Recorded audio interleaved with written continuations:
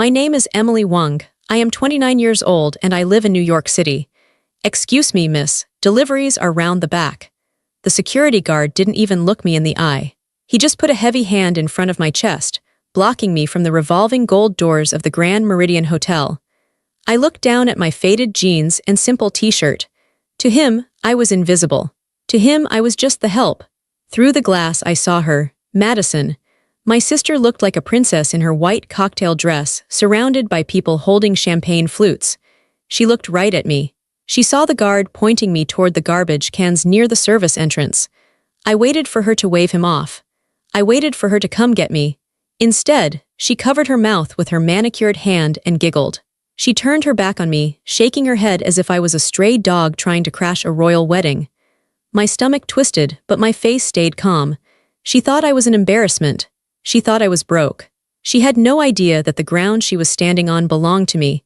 She had no idea that I wasn't just a guest. I was the owner. But before I tell you how everything flipped and subscribe, drop a comment. Where are you watching from? My name is Emily Wang. I am 29 years old. I walked around the side of the building toward the service entrance. The gravel crunched under my sneakers. Every step took me further away from the gold lights and the red carpet, and closer to the smell of dumpsters and old grease. It felt familiar.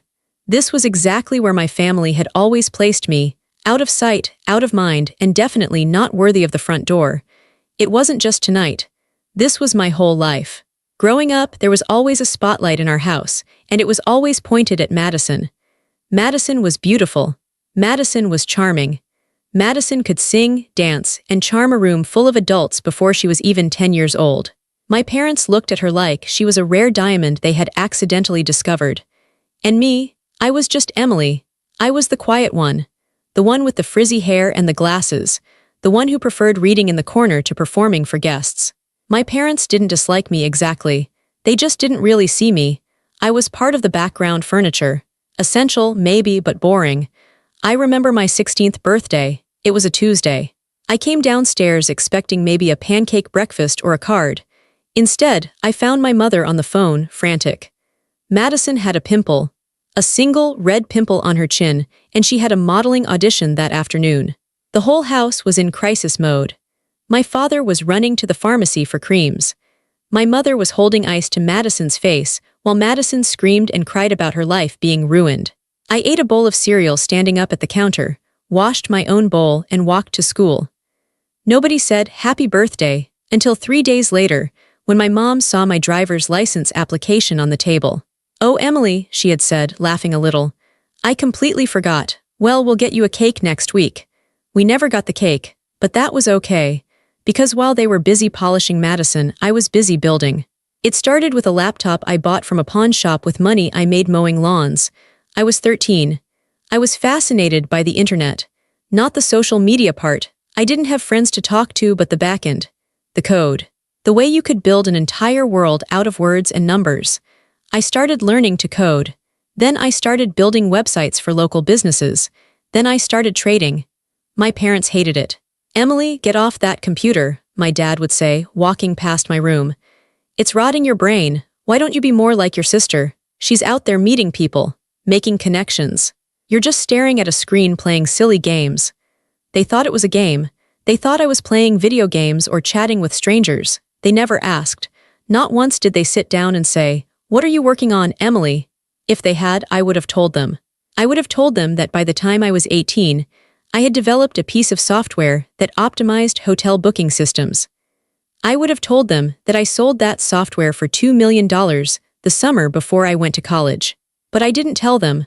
I learned early on that sharing my success only made them uncomfortable. It didn't fit their narrative. Madison was the star, I was the failure. If I succeeded, it made Madison look less special. So I kept my mouth shut. I moved out the day I turned 18. I rented a small, crappy apartment near the university. My parents came to visit once. They looked around at the peeling paint and the second-hand furniture and shook their heads. "See," my mother whispered to my father, loud enough for me to hear.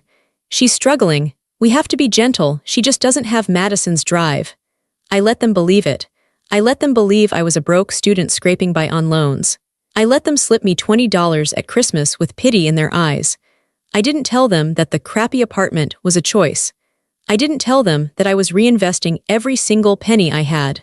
I didn't tell them that while Madison was partying her way through fashion school on their dime, I was buying distressed properties. Real estate became my addiction. I loved it. I loved taking something broken and forgotten, like me, and turning it into something valuable. I bought rundown motels. I renovated them. I flipped them. Then I bought small hotels, then bigger ones. I worked 18 hours a day. I didn't date, I didn't travel for fun. I built. 5 years ago, I made my biggest move. I formed a holding company called EW Ventures. It was anonymous, faceless. Through it, I started buying shares in the Grand Meridian chain. It was a failing luxury brand. Old, dusty, and losing money. The board wanted out. I bought them out, all of them. It took 3 years, but I did it. I owned the Grand Meridian. I owned 17 luxury hotels across the country. I owned the land, the buildings, the brand, and the debt. I turned it around. I fired the lazy executives. I renovated the lobbies. I made it profitable again. And tonight, my sister was celebrating her engagement in the jewel of my empire, the downtown Grand Meridian. My parents had called me a month ago. "Emily," my mom had said, her voice tight. "Madison is getting engaged to Brett Ashford. The Ashfords are, well, they are very high society. We're having the party at the Grand Meridian." "That's nice," I had said, holding back a laugh. "We want you to come," she continued. "But, please, Emily, dress appropriately, and maybe don't talk too much about your online work. The Ashfords are very traditional. We don't want to embarrass Madison." "I understand," I said. "And don't expect to sit at the head table," she added quickly. "It's just for family and the wedding party. You'll be at table 19, near the kitchen. It's better that way." Table 19, the forgotten table. "Okay, Mom," I said. "I'll be there." I decided right then. I wasn't going to dress up. I wasn't going to pretend to be the high society sister they wanted. I was going to be me, the disappointment, the failure, the help. I wanted to see them. I wanted to see how they treated me when they thought I had nothing. I wanted to see if there was any love there, under the pity. I reached the heavy metal door of the service entrance. It had a sign that read, "Authorized personnel only." I took a deep breath. The cool night air filled my lungs. Inside that building, my family was drinking champagne that I paid for, standing on carpets I chose, bragging about money they didn't have. I pushed the door open. The heat hit me first. The service entrance opened directly into the main kitchen corridor. It was a wall of noise and smell. The scent of roasting garlic, searing steak, and expensive truffle oil was thick in the air. Pans clattered. Chefs shouted orders in rapid-fire French and Spanish. Servers in crisp white uniforms sprinted back and forth, with heavy silver trays balanced on their shoulders. I stepped inside, letting the heavy door slam shut behind me. "Hey, you!" a voice boomed across the chaos. I turned to see a large man in a head chef's uniform marching toward me. His face was red and sweat was beading on his forehead. He looked stressed. "You're late," he yelled, pointing a ladle at me. "I'm not," I started to say. "I don't want to hear it." He cut me off. "The agency said they were sending a replacement dishwasher and a runner an hour ago. We are drowning here. The Ashfords are demanding appetizers faster than we can make them. Move." He didn't even look at my face. He just saw jeans and a t-shirt and assumed I was the agency hire. "Put this on." He grabbed a stained white apron from a hook and threw it at me. It hit me in the chest. I caught it. I looked at the chef. I could have fired him on the spot. I could have said, "I am Emily Wong and I sign your paycheck." But I didn't. I wanted to see this through. I wanted to know what it felt like to be on the receiving end of my family's ego from this angle. I tied the apron around my waist. "Washing station is in the back, but I need hands on trays now," the chef barked. "Grab that tray of lobster puffs, take it to the ballroom. Go." I didn't argue. I picked up the silver tray. It was heavy, loaded with delicate pastries. I kept my head down and walked into the flow of traffic. I pushed through the swinging double doors that led from the kitchen to the ballroom service corridor. The noise of the kitchen faded, replaced by the hum of string quartets and the chatter of hundreds of people. I walked toward the main ballroom entrance. I stood near the pillars, acting like a server waiting for a signal. The ballroom was magnificent. I had approved the renovation myself 6 months ago, the crystal chandeliers, the velvet drapes, the gold leaf ceiling. It looked perfect. And there, in the center of the room, was Madison. She looked stunning, I had to admit. Her dress was silk, tight-fitting, and covered in pearls. She was holding a glass of champagne, laughing loudly. My parents were on one side of her, beaming. On the other side was Brett Ashford, her fiancé, looking bored, and his parents, Mr. and Mrs. Ashford. The Ashfords looked like statues made of ice. Mrs. Ashford was wearing diamonds that looked heavy enough to break her neck. She was looking around the room with a sneer, as if the air wasn't expensive enough for her to breathe. I took a step closer, holding my tray. Madison turned and started walking toward the edge of the room, leading a group of her bridesmaids. They were heading right for me. My heart hammered against my ribs. She'll see me, I thought. She'll stop. She'll ask what I'm doing. The service here is tragic, Madison was saying loudly. I told Daddy we should have flown in staff from Paris. These locals are just so slow. Totally, one of her friends agreed. And did you see the security guard? He looked like a bouncer at a dive bar. Madison laughed. I know. I saw some homeless girl trying to get in the front door earlier. Can you imagine, trying to crash my engagement? My stomach dropped. Homeless girl, that's what she thought I was. She walked right up to me. She was 3 feet away. I looked her in the eye, she looked at the tray, she picked up a lobster puff. She ate it in one bite. Then she looked at my chest, not my face, my chest. She was looking for a napkin. Do you have a napkin? She snapped at me. I froze.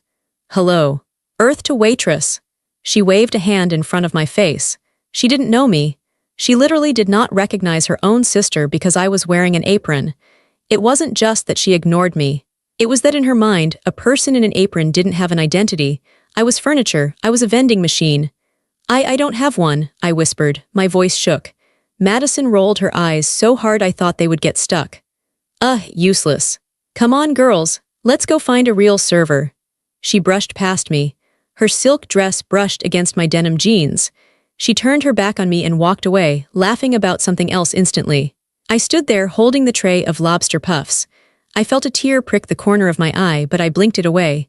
Sadness was the old Emily. The new Emily felt something else. Rage, cold, hard rage. She called me a homeless girl. She treated me like a servant. She didn't even care enough to look at my face. And my parents, I saw them across the room. My dad was shaking Mr. Ashford's hand, looking desperate to please. My mom was nervously adjusting her dress. They hadn't even looked for me. They hadn't checked table 19. They were glad I wasn't there. Hey, you with the tray, a floor manager in a suit hissed at me from the corner. Stop loitering, circulate. Guests are hungry. I looked at the manager. I looked at Madison's retreating back. No, I said softly. What did you say? The manager stepped closer, aggressive. I said no. I walked over to the nearest trash can. I tipped the silver tray. 50 expensive lobster puffs slid into the garbage. The manager's jaw dropped. Are you crazy? You're fired. Get out. Get out of this hotel right now. I slammed the empty silver tray onto a side table with a loud clang. I'm going, I said. I turned and walked back through the swinging doors into the kitchen. But I didn't go to the dish pit. And I didn't go to the exit. I walked past the shouting chef. I walked past the sweating line cooks. I walked straight to the service elevator in the back corner. Hey, where do you think you're going? The chef screamed. That elevator is for executives only. You need a key card. I stood in front of the elevator. It had a sleek black card reader and a biometric scanner. I didn't have a key card. I raised my right hand. I pressed my thumb against the scanner. The machine beeped. A green light flashed. Access granted. Welcome, Miss Wang. The robotic voice spoke clearly over the noise of the kitchen. The chef stopped chopping. The kitchen went silent. The floor manager who had followed me in to kick me out froze in his tracks. The doors slid open. I stepped inside and turned around. I looked at the stunned faces of the staff who had been treating me like dirt 5 minutes ago. If anyone asks, I said calmly, I'm going to my office. The doors closed, shutting out the noise, the smell, and the heat. The elevator rose smoothly. The sensation of going up was the only feeling in my body. My heart was still pounding, but my mind was clearing. First floor, second floor, ballroom level, guest levels. The numbers climbed on the digital display. I closed my eyes and leaned my head back against the cool metal wall. I took a deep breath. You did it, I told myself. You walked through the fire. The elevator didn't stop at the guest floors. It bypassed the penthouse suites. It went all the way to the top. The 40th floor, the executive level. Ding, the doors opened. The silence was the first thing that greeted me. It wasn't the silence of emptiness, it was the silence of power. The air was cool and smelled of expensive leather and polished wood. The carpet was thick enough to swallow the sound of my sneakers. I stepped out. The hallway was lined with modern art. Real art, not prints. I walked past the conference rooms, past the empty assistant desks. It was late, so the administrative staff had gone home. It was just me. I reached the double glass doors at the end of the hall. The frosted glass had no nameplate. Just a logo, EW Ventures. I pressed my thumb to the scanner again. Click, the locks disengaged. I walked into my office. It was a corner office with floor-to-ceiling windows on two sides. The entire city was spread out below me. The lights of downtown twinkled like diamonds. Real diamonds, not the fake ones Mrs. Ashford wore. I walked to the window and looked down. Way down there, 40 floors below, was the ballroom entrance. I could see the tiny valet's parking cars. I could see the guests arriving. From up here, the drama, the insults, the engagement party. It all looked so small. I took a deep breath and let it out. This was my world. I walked over to my desk, a massive slab of reclaimed black walnut. I sat down in my leather chair.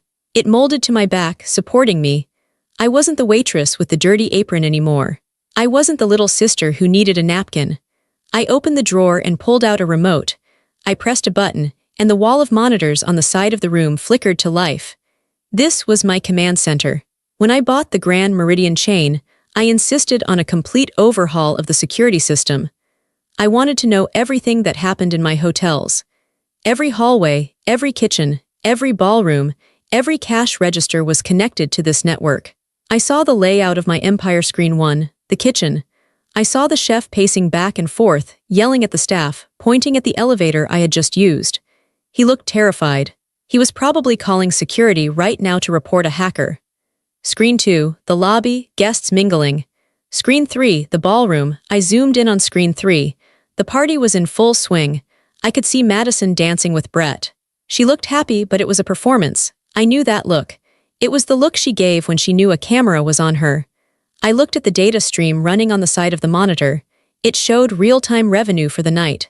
Bar tabs, room bookings, valet charges, every bottle of champagne my father ordered. The money went to me. The fee for the ballroom rental, paid to me. The rooms the Ashfords were staying in, my property. It was a strange, intoxicating feeling. They were celebrating their wealth inside a box that I owned. I spun my chair around and looked at the framed documents on the wall. The deeds. Grand Meridian, New York. Grand Meridian, Chicago. Grand Meridian, London. Grand Meridian, Tokyo. 17 of them. My family thought I worked online. They thought I did data entry or customer service. They couldn't conceive that the silly computer games I played as a teenager had turned into a global hospitality holding company. I had kept it a secret for a reason. I knew that if they knew I had money, the dynamic would change. But it wouldn't change in a good way. They wouldn't suddenly love me. They would just use me. They would expect me to pay for Madison's weddings, my dad's bad investments, my mom's vacations. I would become their bank, but I would still be their doormat, so I stayed silent. I let them pay for dinner when we went out, even though I could buy the restaurant. I let them lecture me about saving money while I was closing multi-million-dollar deals. It was lonely. God, it was lonely. But sitting here tonight, looking at Madison dancing on the screen, I realized something. I wasn't just protecting my money. I was protecting my peace. I pulled the dirty apron off my waist. I balled it up and threw it in the corner. I turned back to the screens. Okay, I whispered to the empty room. Let's see what's really going on down there. I started switching camera angles. I wasn't looking for Madison anymore. I was looking for the Ashfords. Something about them felt off. The way Mrs. Ashford looked at the staff, it wasn't just arrogance.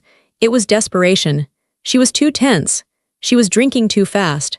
And Mr. Ashford was sweating, even though the AC was blasting. I found them on camera 4. They were huddled in a corner near the back exit of the ballroom, away from the noise. They were arguing. I adjusted the audio feed. I had high-gain microphones installed in the ballroom for quality assurance. I turned up the volume on my speakers.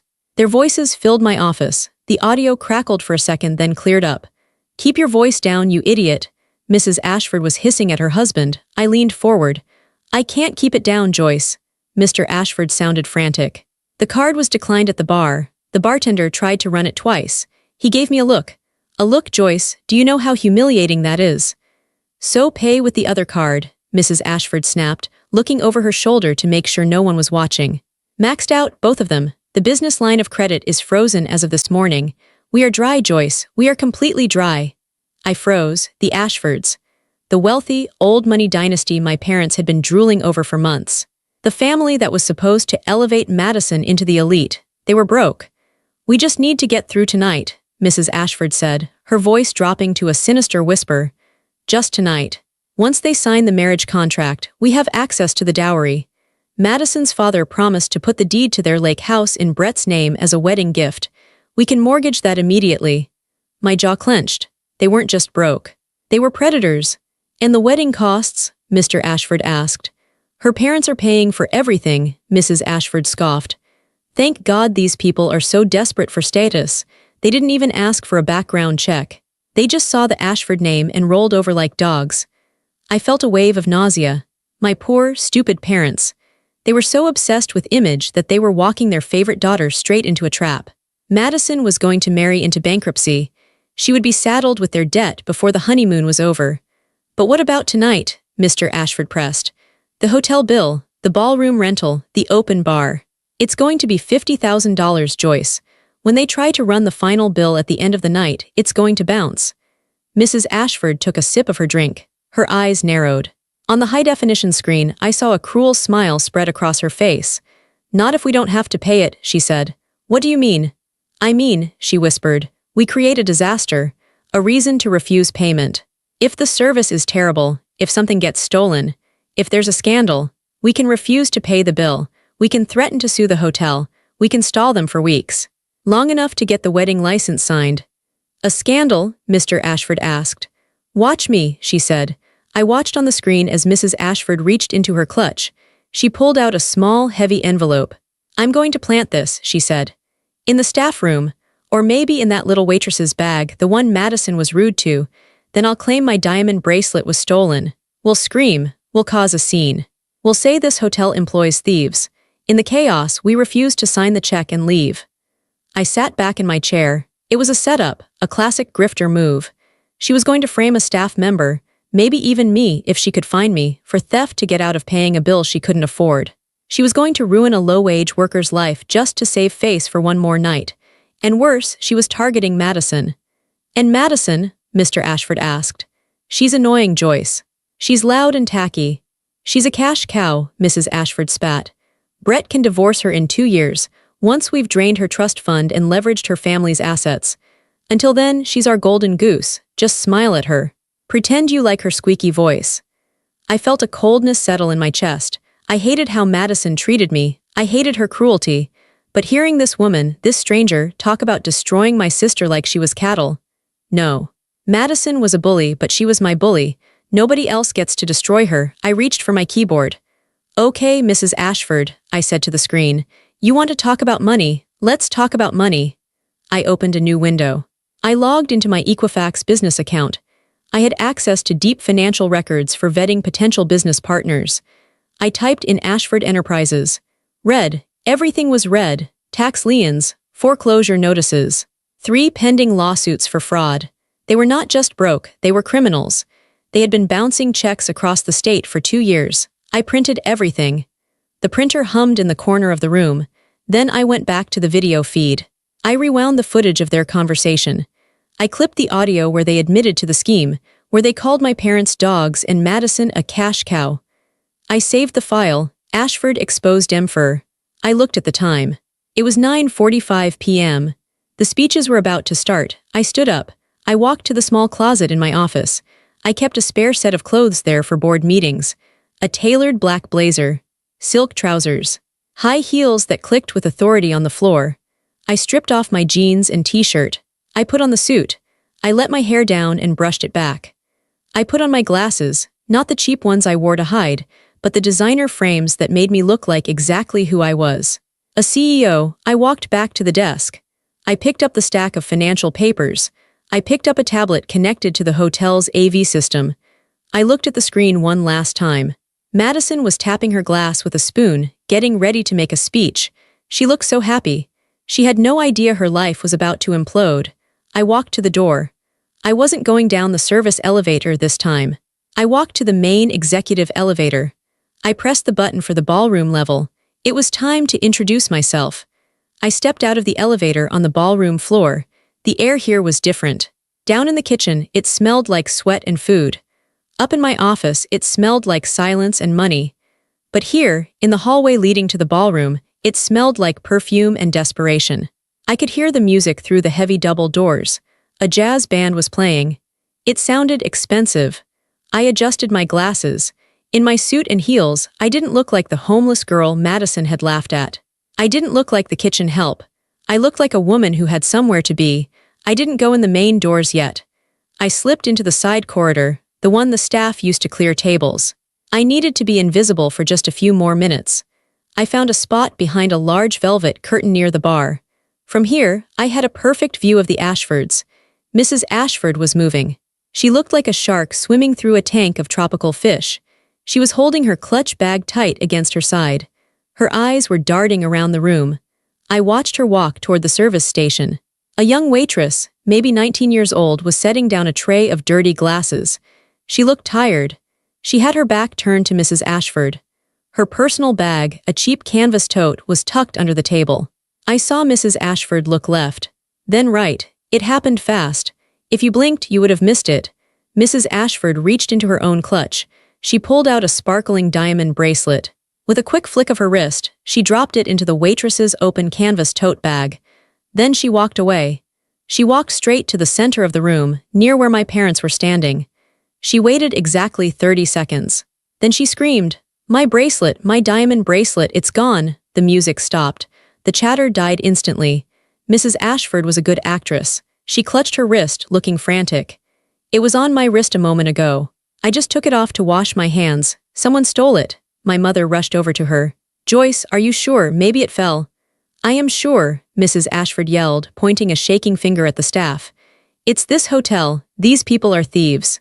I saw that girl, that waitress she bumped into me earlier, check her bag." Everyone turned to look at the young waitress. The poor girl froze. Her face went pale. She shook her head, terrified. "No, ma'am, I didn't touch anything," the girl cried. "Liar," Mrs. Ashford shrieked. "Manager, I want the manager. Call the police. I am not paying a dime to this establishment until my jewelry is found." There it was. The setup. She was creating a crime so she could refuse to pay the bill. She was willing to send an innocent teenager to jail just to hide the fact that she was broke. I looked at Madison. My sister wasn't defending the staff. She wasn't asking for calm. She looked annoyed that the spotlight was off her. "Just check her bag so we can get back to the party," Madison yelled, sipping her champagne. "God, can't we have one night without drama?" That broke me. Madison didn't care about the truth. She just wanted the show to go on. I stepped out from behind the curtain. I held my tablet in one hand. I held the stack of financial records in the other. "Don't touch that bag," I said. My voice wasn't loud, but it was clear. It cut through the room. Heads turned. At first, they didn't recognize me. They saw the suit, the hair, the posture. They thought I was a lawyer or a detective. Then my mother squinted. Her mouth dropped open. "Emily," she whispered. Mrs. Ashford glared at me. "Who are you?" "Are you with security? Check that girl's bag right now." I ignored her. I walked straight to the waitress. I stood between her and the Ashfords. I looked the girl in the eye. "What is your name?" I asked gently. "Sarah," she whispered, tears running down her face. "I didn't steal it, I swear." "I know you didn't, Sarah," I said. Then I turned to face the room. I turned to face my family. "Emily," Madison laughed, a nervous, confused sound. "What are you wearing? You look like you're going to a funeral, and why are you interrupting my engagement?" "I'm here to stop a crime," I said simply. "Exactly," Mrs. Ashford yelled. "That girl is a criminal." "No," I said, locking eyes with Mrs. Ashford. "She isn't, you are." The silence in the room was heavy. You could hear a pin drop. Mrs. Ashford's face turned purple. "Excuse me, do you know who I am?" "I am Joyce Ashford. How dare you accuse me?" "I saw you," I said. My voice remained steady. "I saw you drop the bracelet in Sarah's bag, and so did the camera in the corner." I pointed to the small black dome on the ceiling. Mrs. Ashford's eyes went wide. She looked at the camera, then back at me. You're lying. That's absurd. Why would I steal my own jewelry?" "Because you're broke," I said. The word hung in the air. Broke. My father stepped forward. He looked angry. "Emily, that is enough. Apologize to Mrs. Ashford immediately. Have you lost your mind? Ruining your sister's night with these jealous lies." "Jealous?" I looked at my dad. He looked so small to me now. "I'm not jealous, Dad." I'm trying to save you from making the biggest mistake of your life." Before he could yell again, the ballroom doors swung open. Marcus, the general manager of the hotel, walked in. He looked serious. He was holding a piece of paper. Usually Marcus was the scariest man in the building. He was 6'4" and didn't smile. But tonight, he walked right past the Ashfords. He walked right past Madison. He walked straight to me. He stopped in front of me and bowed his head slightly. "Miss Wang," he said, "I have the report you asked for," my mother gasped. "Miss Wang, why is he calling her Miss Wang?" Marcus turned to the Ashfords. "Mr. Ashford, I just attempted to run the final charge for tonight's event. $52,000. The card was declined." Mr. Ashford started sweating. "There must be a mistake. It's the bank's fault. I told you to run it later." "We tried 3 cards, sir," Marcus said coldly. "All declined. We also called the bank. They informed us that your accounts have been frozen due to suspected fraud." Madison dropped her champagne glass. It shattered on the floor. "What?" she whispered. She looked at Brett. "Brett, what is he talking about? Tell him to fix it." Brett looked down at his shoes. He didn't say a word. "There is no fixing it," I said. I walked toward the center of the room. The crowd parted for me. I felt powerful, not because I was cruel, but because I was finally speaking the truth. "They didn't pay for the party, Madison," I said to my sister. "They can't pay for the wedding. They can't pay for the house they promised you. They have nothing." "You're lying," Mrs. Ashford screamed. She lunged toward me, but a security guard stepped in her way. "Who do you think you are? You're just the ugly sister, the failure." "You work on the internet," I laughed. It was a dry, humorless sound. "I do work on the internet," I said, "and I also work in real estate." I looked at Marcus. "Marcus, please tell my guests who owns this building." Marcus straightened his tie. He projected his voice so everyone could hear. "This hotel is the flagship property of EW Ventures," Marcus said. EW Ventures is the sole owner of the Grand Meridian chain, and the sole owner of EW Ventures is Miss Emily Wang. I watched the realization hit them like a wave. My father's mouth opened and closed like a fish. My mother grabbed a chair to steady herself. Madison stared at me, her eyes wide, trying to process the math. "You," Madison whispered, "you own this." "I own this hotel," I said. "I own the one in Chicago. I own the one in London. I own all 17 of them." I took off my glasses and cleaned them on my lapel, waiting for it to sink in. "I didn't want to tell you," I said, looking at my parents. "Because I knew if you knew, you wouldn't see me as your daughter. You would just see me as a bank account. But I can't let you be scammed by these people." "Scammed?" Mrs. Ashford spat. "We are the Ashfords." "You are criminals," I said. I held up my tablet. "And I have the receipts." "Connect to the main screen," I told Marcus. He nodded and tapped his earpiece. A second later, the massive projection screen behind the stage, the one that was supposed to show a slideshow of Madison and Brett's love story, flickered. My tablet mirrored onto the screen. It was 20 feet tall. "This," I said, "is a conversation recorded in my office 20 minutes ago. The Ashfords thought they were alone." I pressed play. The audio boomed through the ballroom speakers. The quality was crystal clear. "She's a cash cow, Joyce," Mrs. Ashford's voice echoed through the room. "Brett can divorce her in 2 years, once we've drained her trust fund and leveraged her family's assets." The crowd gasped. On the screen, I pulled up the video feed of Mrs. Ashford talking to her husband. "Her parents are paying for everything," the recording continued. "Thank God these people are so desperate for status. They didn't even ask for a background check. They just saw the Ashford name and rolled over like dogs." Like dogs, I watched my father. His face went from red to white. He had spent his whole life trying to be important, trying to be respected. And here, in front of all his friends, the people he idolized were calling him a dog. I saw him physically shrink. He looked at Mr. Ashford with pure betrayal. "And the best part," the recording played on. "We create a disaster, frame a staff member, say this hotel employs thieves." I paused the video. I looked at Sarah, the waitress. She was crying, but now she was smiling a little. She knew she was safe. Then I pulled up the documents. I swiped on the tablet. Tax LIENS. Foreclosure notice ASHFORD estate. Pending lawsuit fraud. The documents flashed on the giant screen one by one. "They have $3 million in debt," I told the room. "They don't have a lake house. They don't have a dowry. They were using Madison to pay off their loans." I put the tablet down. The silence was gone now. The room was buzzing. People were whispering, pointing, taking photos. The old money facade of the Ashfords had crumbled into dust in less than 5 minutes. Brett Ashford, the fiancé, looked at Madison. "Maddie, he started. Madison looked at him. For the first time in her life, she didn't look like a princess. She looked like a woman who had just woken up from a nightmare. "You knew?" she asked him. Her voice was small. My parents said it would be okay," Brett stammered. "We just needed a little help." "A little help?" Madison screamed. "You were going to steal my trust fund. You were going to divorce me."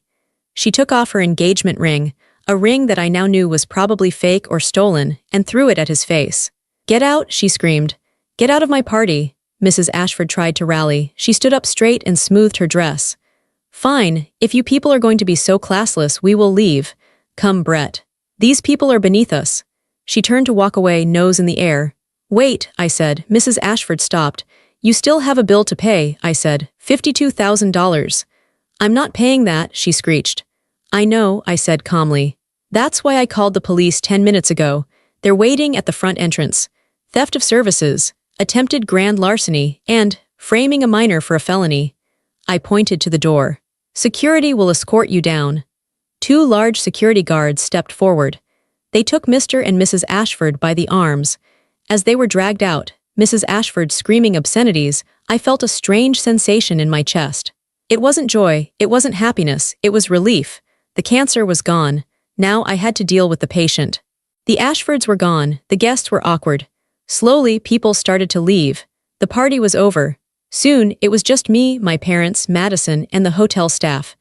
The staff was cleaning up the shattered glass and the untouched food. My parents walked over to me. They walked slowly, like they were approaching a dangerous animal. "Emily," my dad said. His voice was different. It was soft, respectful. I had no idea. "Why didn't you tell us?" "Yeah," my mom added, forcing a smile. "We are so proud of you, honey. You own all this. That's amazing. We always knew you were smart." I looked at them. "No, you didn't," I said. "Of course we did," my mom said, reaching out to touch my arm. We wanted to protect you. But look at you now, a CEO. We should celebrate. Maybe we can move you into the penthouse. We could help you run things." There it was, the pivot. They didn't care that I had saved them. They cared that I had power. They were already thinking about how to use me, how to live in my hotel, how to spend my money. I stepped back out of her reach. "No," I said. "What do you mean?" my dad asked. "I mean you are not moving in, you are not helping me run things, and we are not celebrating." I took a deep breath. This was the hardest part. "You ignored me for 20 years, I said. "You treated me like a disappointment because I wasn't flashy like Madison. You let me live in a crummy apartment while you bought her cars. You didn't even know what I did for a living until 10 minutes ago." "Emily, that's not fair," my dad started. "It is fair," I cut him off. "I love you because you're my parents, but I don't trust you. And I won't let you use me the way the Ashfords tried to use Madison." I turned to Madison. She was sitting on the edge of the stage, crying. Her mascara was running down her face. She looked wrecked. I walked over to her. I sat down next to her. She didn't look at me, she just stared at her hands. "I'm sorry," she whispered. I didn't say anything. "I'm so stupid," she sobbed. "I thought I was better than you. I thought I was the prize, and I was just a mark, a fool." She looked up at me. "You saw me in the apron, you heard what I said, I called you homeless." "Yeah," I said, "you did." "Why did you save me?" she asked. "After how I treated you. You could have let them ruin me, it would have been funny." "It wouldn't have been funny," I said. "You're my sister, Madison. You're annoying and you're selfish, but you're my sister. I'm not going to let strangers destroy your life." She broke down then. She really cried. Not the fake, pretty crying she did for attention. Ugly crying. Shoulders shaking, gasping for air crying. I put my arm around her. It was the first time I had hugged her in 10 years. "I have nothing," she said into my shoulder. "Brett is gone, the house is gone, Mom and Dad are. Well, they're them. I don't have a job, I don't have skills. I'm just a 26-year-old girl who knows how to spend money." I waited for her to calm down. "You have a choice," I said. She wiped her nose. "What choice?" "I can give you a job," I said. She looked at me surprised.